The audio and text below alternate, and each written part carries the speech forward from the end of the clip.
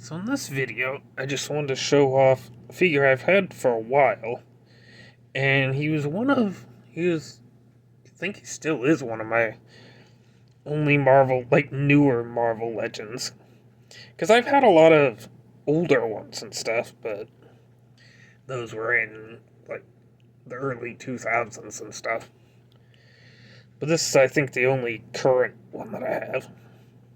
And it's Deadpool. And I got him for a decent price. I've had him for a long time.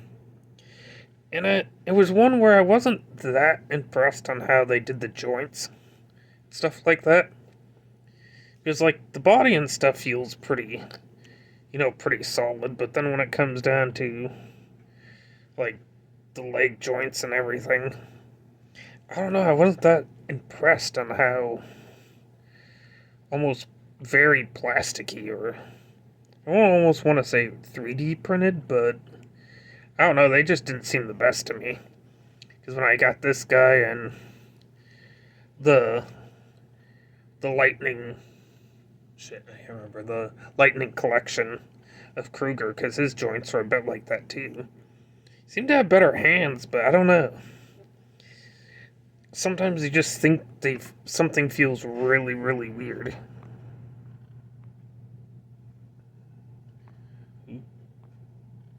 Just trying to get something off my camera lens. But yeah, he has pretty good articulation. Though it was a little bit of a pain to get this head on, because he has a couple different heads. And I do like characters that can almost look forward, so you can make them, like, fly and stuff like that. Or make, like, they're getting flung through the air or something from being hit. Alright, so he has a fully venomized head, which is the head I usually have on him, because I like him more as Venom than as Deadpool, but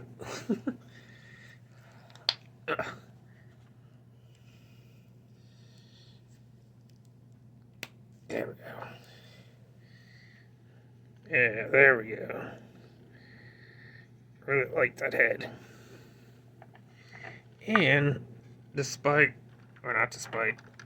I couldn't find it, but he has, like, a back piece that gives him, like, three tendrils that can kind of grab onto things.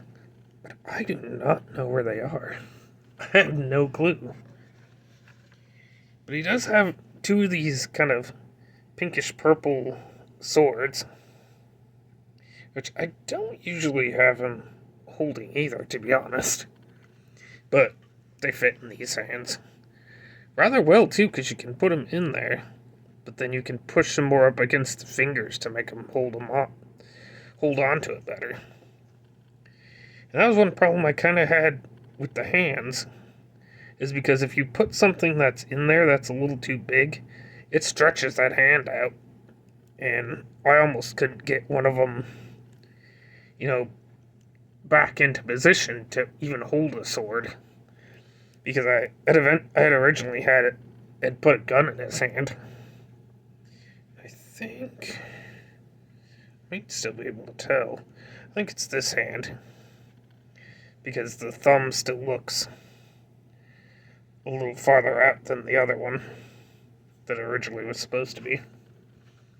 But he also comes with, like, a Spidey Thwip hand,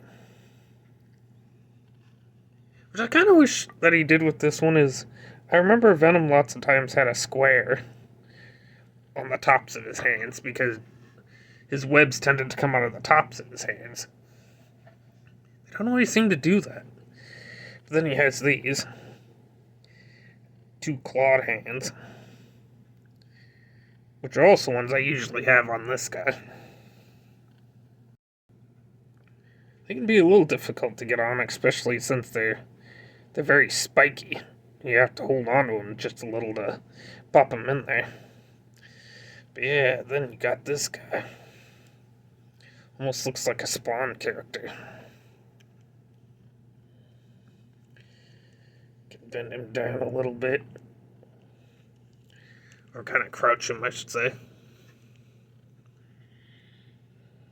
There you go. Then you got Venom Pool, but more monsterized. But yeah, I just wanted to show this guy off. I have quite a few Venoms and like symbiotes. Some of which I'd have to track down where they are.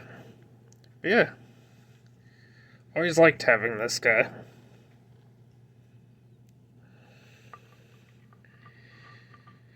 So until next time, I'll see you guys later.